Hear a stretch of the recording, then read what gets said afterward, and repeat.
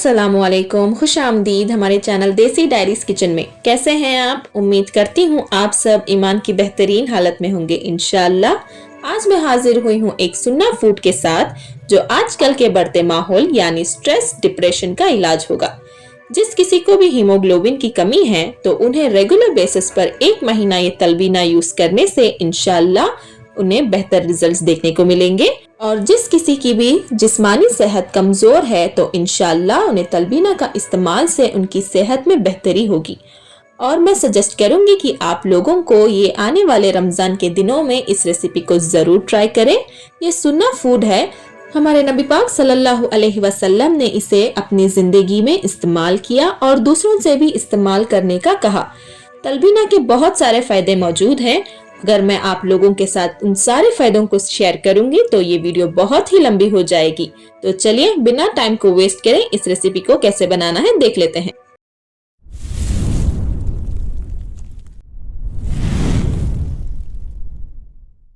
बिस्मिल्लाहिर्रहमानिर्रहीम। ये तलबीना रेसिपी घर में मौजूद चीजों से बनकर तैयार हो जाती है।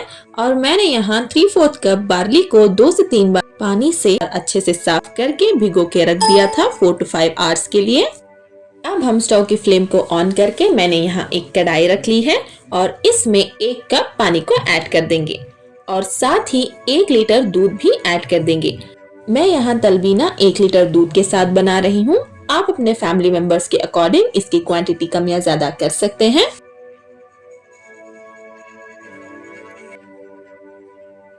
जब तक इस दूध में बॉईल आ रहा है, हमारे नबी पाक सल्लल्लाहु अलैहि वसल्लम ने तलबीना के बारे में क्या फरमाया है उस हदीस पर रोशनी डाल लेंगे।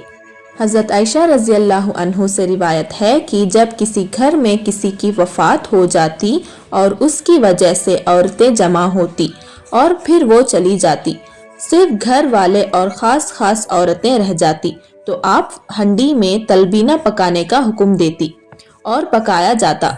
फिर सरीद बनाया जाता और तलबीना उस पर डाला जाता। फिर उम्मुल मोमिनीन हजरत आयशा रज़ियल्लाहु अन्हा फरमाती कि उसे खाओ, क्योंकि मैंने नबी करीम सल्लल्लाहु अलैहि वसल्लम से सुना है कि आप फरमाते थे कि तलबीना मरीज के दिल को तस्कीन देता है और उसके गम को दूर करता है। देखिए, बार्ली को हमें अच्छे से सॉफ्ट कर लेना है। अगर आप चाहें तो इसे ओवरनाइट भी भिगो के रख सकते हैं। और दूसरी तरफ हमारे दूध में भी अब बॉईल आ चुका है तो हम इसे ऐड कर देंगे। मैंने इसे पानी के साथ ही ऐड किया है। अगर आपको बार्ली ऐसे ऐड नहीं करनी है तो आप इसे एक बार मिक्सी में चलाकर भी ऐड कर सकते हैं। आप जिस भी तरीके से बना, ये बनती बहुत ही मजे की है। अब हमें इसे चलाते हुए बार्ली को अच्छे से सॉफ्ट कर लेना है।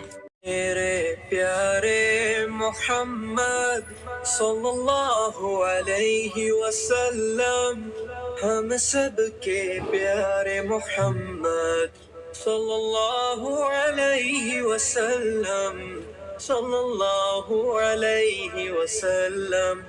आप पे दरूद व सलाम भेजूं मैं सुबह हो शाम, आप है प्यारे मोहम्मद। देखिए, अब हमारी बार्ली अच्छे से सॉफ्ट हो चुकी है और इस स्टेज पर हम 3 से 4 खजूर को ऐड कर लेंगे। मैंने इसके बीज को अलग करके इसे मोटा मोटा हाथ की मदद से तोड़ लिया है। इसे ऐड कर लेंगे।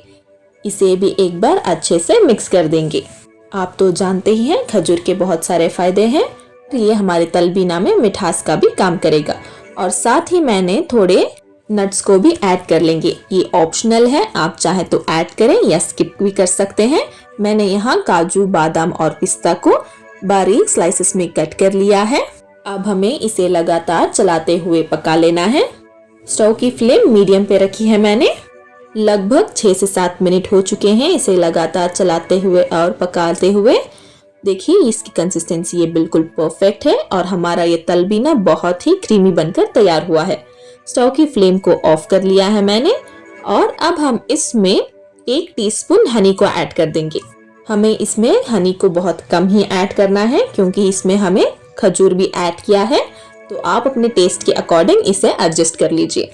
अब हम इसे एक बार मिक्स करके इसे सर्व कर लेते हैं।